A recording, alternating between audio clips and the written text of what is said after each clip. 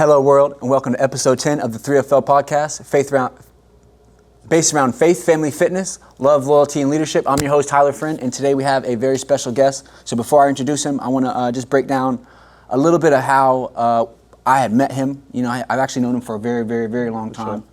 From the MCYFL Pee Wee Football League. Bucks, Pee Wee Bucks, man. Yes, sir. So, you know, as we got older, I've actually, you know, from the shadows and now a little bit closer in the light, have witnessed this man, you know, what I would say represent, you know, human excellence or what an ideal human and what love and loyalty and what being a leader looks like. Yeah. So he does have a podcast. It's EL2A. So it's Exposure Leads to Access podcast. Yes, sir. He's the CEO of Kut Different.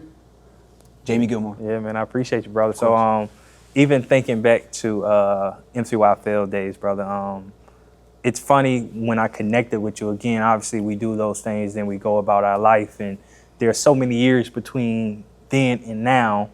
And I remember when we first connected back at Zone, and you came up, you kind of like, you know who I am? I'm looking at you, and I'm like, you look familiar, but I don't. And then as soon as you said your name, bro, I'm like, wow.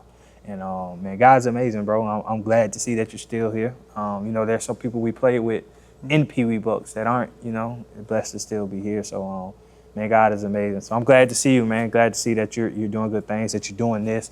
That it's a blessing, man. So I appreciate you for having me, bro. Absolutely, man. It's just an honor to be able to, you know, work. So the vision for the podcast, and it was on my first episode, and it was really, you know, God had showed me a vision to like work more closer in the community with nonprofits, just to and be able to be of service more. Mm-hmm. And I know like when I'm at Zone, like I serve people at a very high level, and I try to influence and be a good leader there. But I know the world needs more of it. Sure. So as I connect and I meet with people like you and things like that, it's important for me to hear your story. Yeah. And you know, wherever you want to start and how, you know, your life, what you live now, kind of had come about, and where it comes from, like the substance behind it. Yeah, for sure. And I really hope, just to throw this plug in, we come out and do some mentorship with us, man. I think God has called you to come out. I think 100%, 100%. Be with us, man. I love to have your presence. But just to talk about how we started, bro. Obviously, you know, my background is sports. I always start my story off with saying I was an athlete. So at a young age, especially young men, you fall in love with a ball. If it's football, basketball, baseball, mine so happened to be football. And I fell in love with the game at a young age, and I strived to go to the NFL. That was like, I want to go to the league. It just made sense for me. I really didn't know what else I wanted to do. When I turned the TV on, that's where I seen the most people that looked like me, and that's what I wanted to do. And I was pretty good. Obviously, you know, you say we played together. I was a good athlete, so it wasn't far off that this may be an opportunity for me. I'm a product of teenage parents, so my parents had 2 kids by the time they graduated high school. So I grew up with my parents, and so you understand the obstacles that come with that.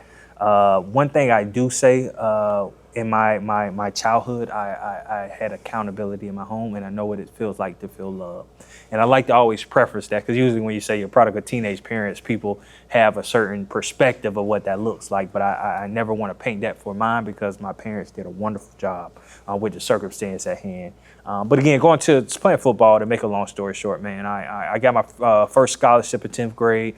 So my dream was becoming a reality, man. I want to go play football. I'm going to go to the league. My senior year, I chose to go to Temple University in Philadelphia. The reason I made that decision is because I wanted to get the furthest away from Ocala as I could.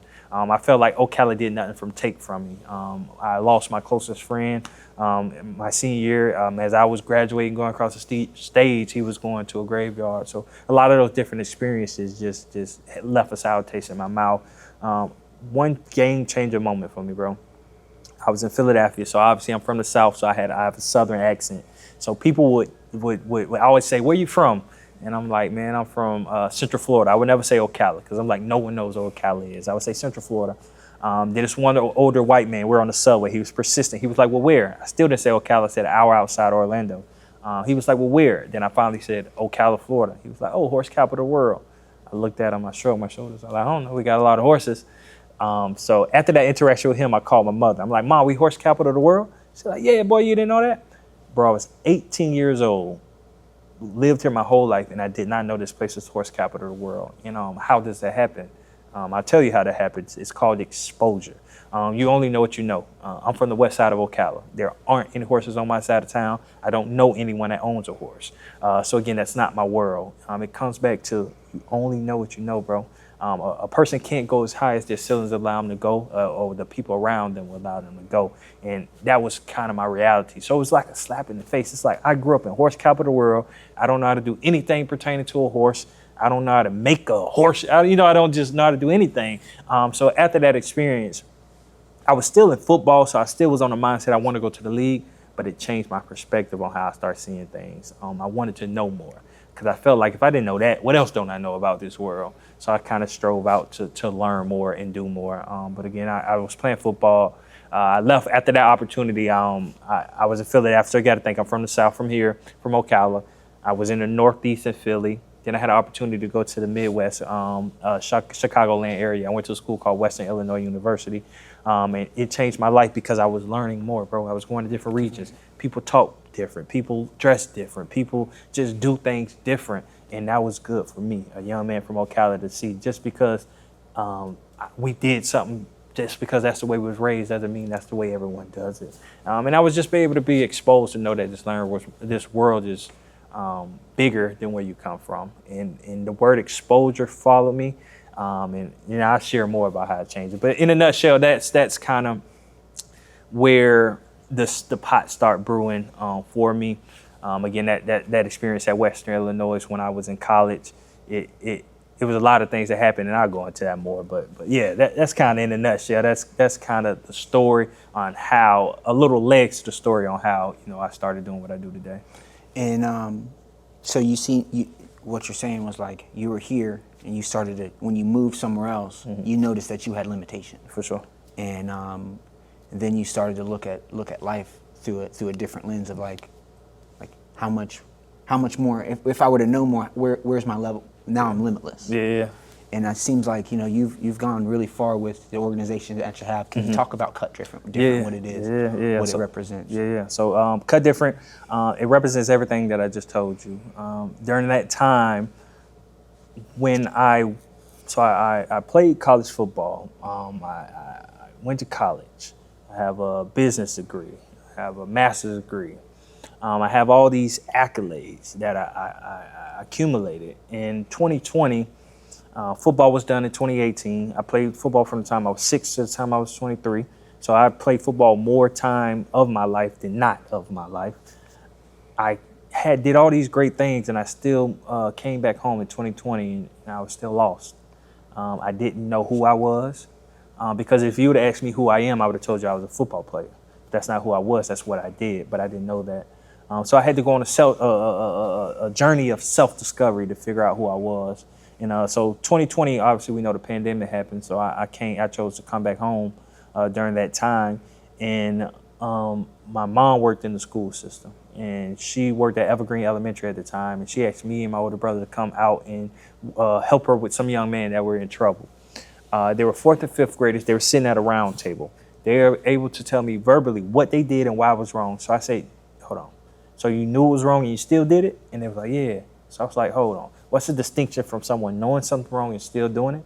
It's accountability. You get in the middle of that. Because when I was a kid, there's certain things I did and certain things I didn't do because I knew my pops was going to whoop my butt. Yeah. You know what I mean? But a lot of these kids don't have that level of accountability. So what we figured out, man, what we had to do, we had to provide structure, discipline, accountability, but also exposure to these young kids, all right? So exposure is the missing sauce. A lot of people can tell you that kids need structure, discipline, accountability. A lot of people don't know how to give kids those things, but they know they need them. Exposure. When I say exposure, you have to introduce kids to people, places, and things that they normally don't have access to. And we identified that because that's what allowed me to grow, because I left here. I would come back home and I would, when I was up there, people were like, man, you sound funny. I didn't even hear myself because I was around people that sound like me until I went up to Philly. Then I would come back home and then I could hear myself in my friends. I was like, dang, I sound like that. Then that was able to help me change just be able to The way you speak. and be able to look at myself differently, see myself. But that doesn't happen if I don't leave. If I stay in my environment and I just stay the same, we have to leave to stretch ourselves, bro. And so we brought that back. And what do you say? The mission of Kut Different is to guide young men to own their greatness. Again, we live in a social media day and age, so greatness may look like a young person getting on their social media and seeing somebody with money, and they try to get their identity out of what they see, not knowing greatness comes from within. God created us all to be great. We each have one fingerprint of our own that's unique to us. So we are unique in our own ways, but we live in a world that kids would rather be someone that they're not. What we came back, bro, we came to just create a recipe where kids can answer 2 questions. I say there's 2 questions in life that you have to answer. Who am I and where am I going? Who am I and where am I going? So, and it was a lot of things. The first one was at the very beginning. You said that you were limitless to whatever possibilities you had, but you were still lost. For sure. So it doesn't matter what you know or whatever you can apply. If you don't have purpose behind what you're doing at the end of the day, you're still not going to be fulfilled. For sure. The other thing was, it's funny because the accountability thing and everything that you were saying with, like, I understand that because I didn't have any, and when you don't have any and you run and go and take and make the wrong decisions, and what tends to happen is as you continue to go down that rabbit hole or continue to live in that chaos becomes the new normal, and then what happens is it just continues to get progressively worse and worse and worse. Sure. As you mature in age, you mature in chaos if you would allow it to. And then it was a thing for me is like, because I talked very like I was in the street, I talked ghetto, and it took for me to be around and talk with and actually get a job and be around normal people for me to understand that like dude, you're a mess. Yeah, you gotta change. And in self-discovery. For sure. And as you you see that and you start to build that identity of who I want to be, and then where am I going to allow this to take me? Yeah, man. That's amazing. Yeah. And as you in all the schools? No, not all. So we're in 5 schools right now. So we're in 1 elementary school, 4 middle schools right now. For mentor. Yeah. And how many kids do you would you say you mentor on a weekly basis? On a week, 120. So within the schools, we see about 80. We have 2 different locations that we do after school programming. So the location that we're at, and then we partner with the hospital district too, and we see 20 more at Howard Academy Community Center. And even that part of what we do, bro, when you think about impact, there's a saying you will hear a lot of people say, if you could just reach one, and which is truly important, and we always focus on that. I always say the programming that we're doing, we focus on a lot of like skill-based things. So what we're talking about, communication is a big thing that we focus on, teamwork, empathy, just teaching these kids different skills. I always tell our boys. Like life lessons. Life lessons, yeah. I always tell our boys, you just don't wake up a good person. You have to practice.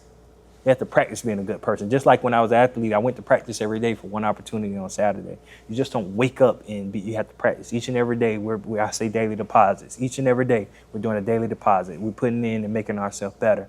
And you have to teach a person that, though. You know what I mean? If you're not, we have a lot of people that just coast. And this goes from kids to adults. It's everywhere, yeah. You got people just coasting, bro. And people just thinking that somebody's gonna give them a handout, waiting for a handout. That's not what life is, man. So we have to wake people up. Even to what we do, a lot of people, when you think of mentorship, you think of behavior. So if you have a bad behavior, your mom calls me and say, my son is doing this bad and I want him to be good.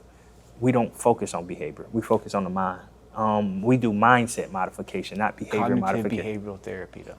I want a person to change the way they look at themselves and the way that they look at life. If I can change those 2 things, then that'll change their behavior. And it's about challenging it's more of the scarcity. For sure. The shame, the guilt, the fear, the doubt, whatever it is that whatever traumas that they have that they've adopted that they don't know they've adopted. Yeah.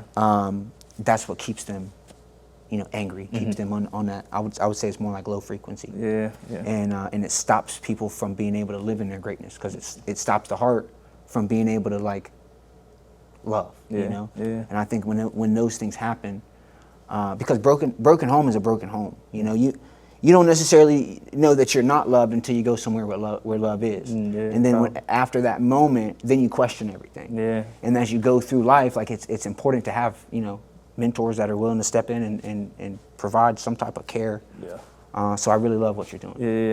Yeah, man. There's a lot going on out of this world, man. I see it from the absent fathers to lost to just people that just don't know. You know what I mean? I can't teach you something that I don't know.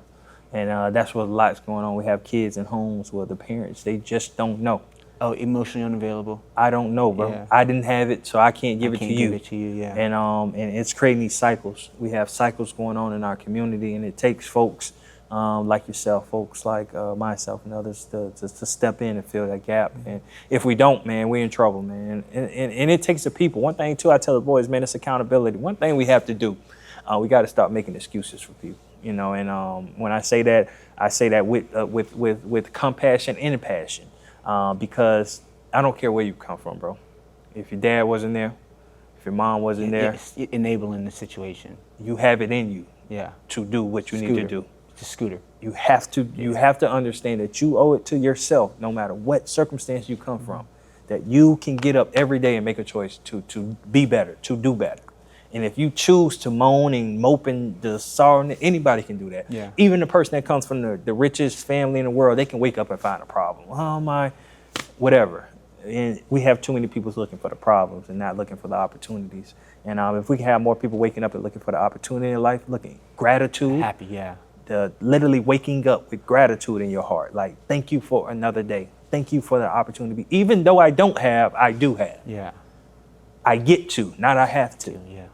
Like, there's certain things that you could say throughout your day that flips the script, and it turns you into not a victim, but a victor. Mm-hmm. And we have too many victims going around, man. So, and that's a passion of mine, man, mindset. Like, how do you look at life? You know what I mean? Stop complaining. Stop being delusional. We have a lot of delusional folks out here too, man. And again, this is stuff, and I know you probably can hear, this is stuff I'm passionate about because I understand that it's a small twist.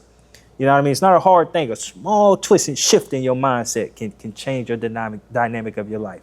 And, it's a saying that says, one man's obedience is connected to the destiny of others.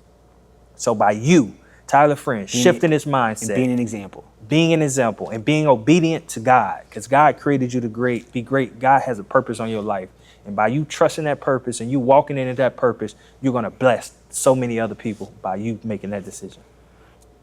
And it's the biggest thing, man, is, there's always the people that when you stop doing right by God, then there's the people that you let them win. Yeah. But then it's the people that, you don't let down. Yeah. And it's less. For sure. It's less than the people that want you to fail. But at the end of the day, the amount is so rewarding. So, and I'll give you an example. If I didn't care about so much about the people at my job, and I was just a regular, if I just treated them like employees, it would just be a regular job for them. But if I treat them like I care, you know what I'm saying? I treat them with compassion. It's funny because you mentor, how old are they? 4th to 8th grade. 4th to 8th grade. So about roughly 10 to 16. So my sweet spot is 22 to 30. Yeah. And that's what I've had access to. Yeah. So it's, and my passion for me is life coaching in itself. Yeah. So I know there's plenty of people in the world that more often than not, they need help rather than not need help. And I think the biggest thing is this identity crisis. And they just don't know who they are. Yeah, we just had a podcast about that, man. The identity thing is crucial, man. There's people really don't, again, one of the most surprising things that came, so the work we do, we sit down, we have onboarding process. So we sit in front of young people and their parents and we ask questions like that. Who are you? Man, you start asking kids who they are and they start scratching their head and looking bro, you are you. Nobody else has been you. You are the only you. How can I ask you about you and you get to scratching your head talking about just say it. But that comes from identity. These kids can tell you more about a rapper or a streamer than they can tell you about themselves, bro. And that's a complete failure for a person to be able to. If I said, what was your favorite song? to be able to and they could hit you. They could hit it lyric word for word. Yeah. And you ask them about themselves and they can't tell you. And they're like, if you really think about how detrimental to society that is, that we live in a world that even allows something like that to happen, like, bro, we're in a bad spot. But I see this daily. Like, these kids don't know who they are. We got kids walking on school campuses that completely are characters. They don't know who they are. They're acting out, and we see it, man. So the identity crisis is a big plague that's happening. And again, and I always talk about kids a lot because that's who I serve. But it goes up to the adults as well. Mm-hmm. We have adults that don't know who they are as well, and it's a problem. So you're right on with that. And it's it's crazy, and I bet you could probably do your job. Mm-hmm. You could probably work 16 hours out of the day, sleep 8, go back to work, and still work. And you did that and do it for a consistent basis. For sure. And you still love whatever it is what it has to offer. And it's the same thing for me when I'm coaching. Yeah. When I'm like really interactive with people, and I'm like seeing. And it's not the day-to-day changes that I see, but it's the one-on-one conversations. Yeah. And they're like, when you told me that, it started to open up my eyes. And whenever I changed this, I was able to see this different thing happen. Yeah. And it's just like, man, I'm like, and it goes to the why. Like, why am I so blessed to be able to? And again, I'll break down this too as well. The exposure that I had in the past, I used to look at it as if like, I was a victim of it, and I was like frustrated. I was mad that I went through this, or made every excuse in the book. But then whenever I look at it now, I'm like, I'm so grateful I went through every single. Yeah. Because then I wouldn't have the knowledge, the wisdom, the experience to be able to serve and help all these people now. Yeah. And I'm only, and again, like, I'm young, like world's at our fingertips. So and it's the best part about it is being able to do this on a regular basis, and not be like it's not a job anymore. Yeah. Like, only thing I do is I just go in, I coach people, make sure the facility's clean, and then we just win. Mm-hmm. So like, why not do the same thing for people on a one-on-one basis with whatever else other problems that they go through in life. Yeah, I got a question for you. So as you're talking, I hear, so obviously having a background in athletics, so you come from an environment where people come together for one common cause. You push each other, and the goal is to win. So that kind of drives my motivation to get into, I call it the real world, get on this side of sports and still have that same drive. Like, I want people to be great. Where does that come from for you? Where does that come from for that coaching aspect, for you to want to coach people and push people to be better? So I will say, before I jump into that, life and business is a sport. Mm-hmm. Kobe Bryant, Michael Jordan, Mamba mentality, what you do is you model proven practices, mm-hmm. and then, that determines the caliber of athlete that you are in your life. Yeah. So, that determines the quality of your life. So if you're a leader, you you like sales, you need to set yourself up for a specific way. And it's all about getting in the cold plunge in the morning and doing those daily habits, mm-hmm. that are going to set yourself up to win like that, and to be into magnify and help change somebody's state, mm-hmm. of the environment around you at a large scale. For sure. So, for me, where that comes from, I didn't have my grandpa showed me like a lot of my skills, which was really my work ethic, and then to take pride in what I do. Mm-hmm. A lot of the things that I learned as a kid was only in sports. And then after that, what my access and my exposure was to the streets. Yeah. So the only thing that I really have from when I was a kid that was kind of positive was those days. Mm-hmm. Was days on the field, playing basketball, winning we always won championships. Sure. Either I was on the right team or whatever. The mindset, you work around that. Mm-hmm. You remember Coach Branch? Yeah, for sure. So, being on his team, being on Coach Major's team, we at a basketball church league, we still were, but being able to experience what winning looks like, feels like, tastes like, things like that. Fast forward, the gym just expanded, so I'm like, I'm still living like that, the mom, whatever the case may be, but I'm doing it on me, and I'm not coaching people, and I'm not leading people, mm-hmm. and I'm the general manager, but I was still doing everything. People were just filling in positions and things like that. But I wasn't really serving people, mm-hmm. like how I wanted to serve people.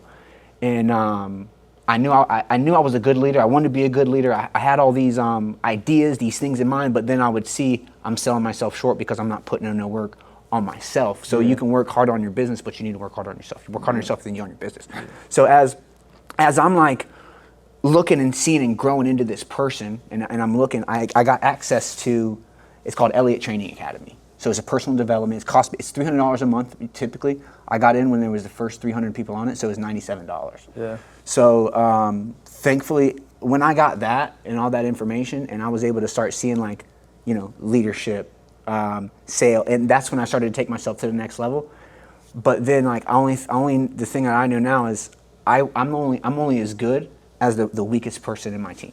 And in order for us to really go to the places that we need to go, I know that in order for me to win, they all have to win. Yeah. So that's the biggest thing is like and it's a secret to success. It's formula is put yourself last, not in every situation. Put yourself first at the beginning of the day, like you do, daily deposits, right. Making sure your mental health is right, your physical health is right, so that way you can take care of the people to the highest scale and highest ability and highest capability. For sure.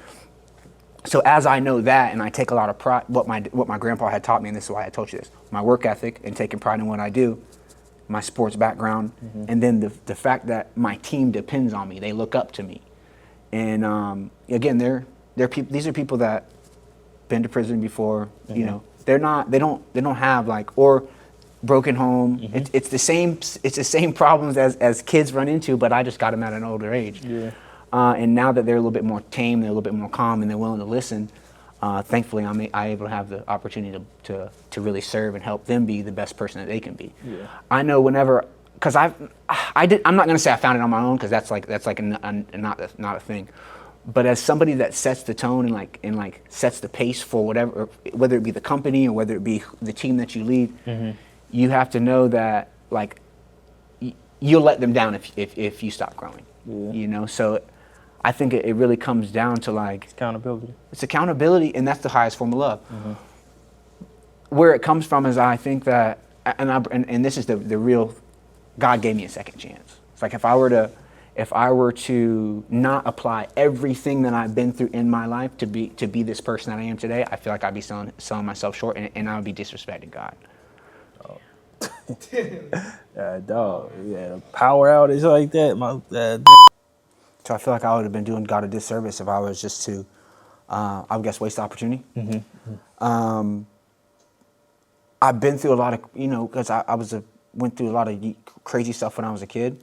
I feel like because I had so much exposure to so much negativity and things like that, like I have a lot of empathy. I got a big heart for people. So whenever somebody, and this is just I don't know if it's a superpower or a skill, whatever the case may be, but somebody will speak, and as they speak and they're talking to me, I can actually like, it's really not me hearing what they say as much as my soul's connecting to what they feel. Yeah.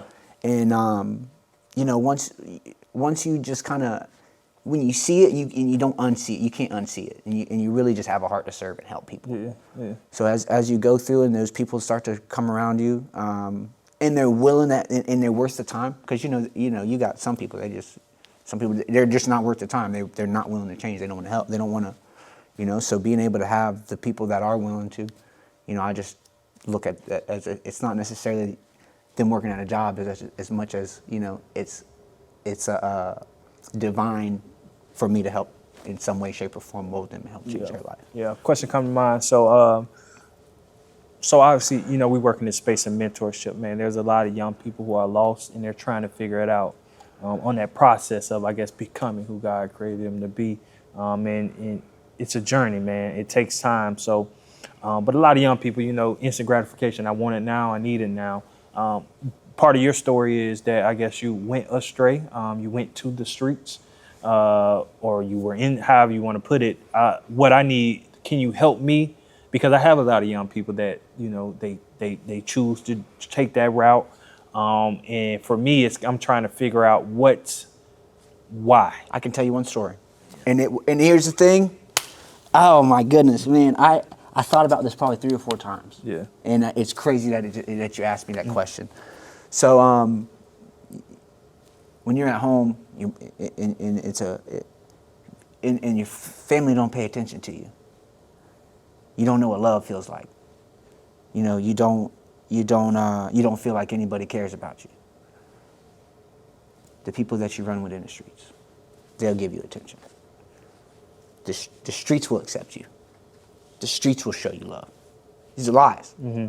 But it's the people in the streets that are making people feel like this, but what it's doing is it's bringing them in. Mm-hmm. And it's really the devil's work. Mm-hmm. Have you ever read a book called Outwitting the Devil by Napoleon Hill? Okay. So that's the big thing. And so what it says in the book is that the devil controls 98% of the world. He does it through their mind, through their generation, through their lineage and generation, and through their habits. So if you can think, and bring yourself back to west side of Ocala, the mindset, the habits, and kind of what goes on on a regular basis. Because what's going on at home, there's no accountability, there's no love, there's nobody really giving anybody any guidance, showing them anything like that. It only takes one bad decision. Yeah. And then what happens is, and it only took me one bad influential person. And it only took me 2 or 3 months to get addicted to drugs, when I was super young. Mm-hmm. And after that, it was, because and then after you start to touch substances, your mind starts to go, it doesn't shut off. And the only thing that happens, it continues to happen, is the pain will continue to run in your head, but then you'll just try to suppress it. And before you know it, you're too far gone. Mm-hmm. And then after that, and here's the thing, it might not be drugs as much as it is the fast life or the women or all the exposure and all the access of all that stuff as well. Mm-hmm. So would you say the temptation? Temptation. Okay. So I guess so. When we come, I just said this in one of our latest podcasts. If a young person doesn't have purpose, they'll chase pleasure. And when you're thinking about hearing that, so how do we get people back to purpose? I would say you got to bring into their new life, you got to bring positive experiences into it, around it. So the same thing and this is a thing that heart thing, empathy, whenever you hear somebody speak or you see how somebody acts, you were that kid one time. Mm-hmm. You know exactly what that kid's feeling. It's either this or both. You got to learn how to accent that, but then also bring it into that positive experience. You understand what I'm saying? Yeah. So. Yeah, no, you tough. That was it. I was just had to question you a little bit, but I like it. I appreciate that. Yeah. And I think the biggest thing in changing somebody's life is new information, new people, and new experiences. Mm-hmm. And what I've noticed now, and this is people that have realized that their family doesn't have anything necessarily to offer them. Like they love them, but they're alcoholics or they go through certain things. And getting them away from the household is giving them the fighting chance on what they actually need, because they're able to think the way that they want to. And what they want to do is they now have a growth mindset. They're going back home, because that's what I do at the gym or anywhere that I work with people. I try to start developing that to question more about life. And in questioning more about life, you start to see something different. As you start to see something different, whenever you go home and you start to feel what you feel when you're at work, or what you feel when you're around whatever you're going back home, and you start to feel that same thing again. Yeah. It's just like when I was a kid. I would go, and here's the thing, like my mom did the best she could. I love her to death, and so she was a single parent with 4 kids. My dad passed away when I was 1, so I know and at the end of the day, she only knew what she knew. For sure. So I love her to death. I know she did everything that she could, and I go to war for her. And I don't blame her or judge her for any decisions that have been made. Mm-hmm.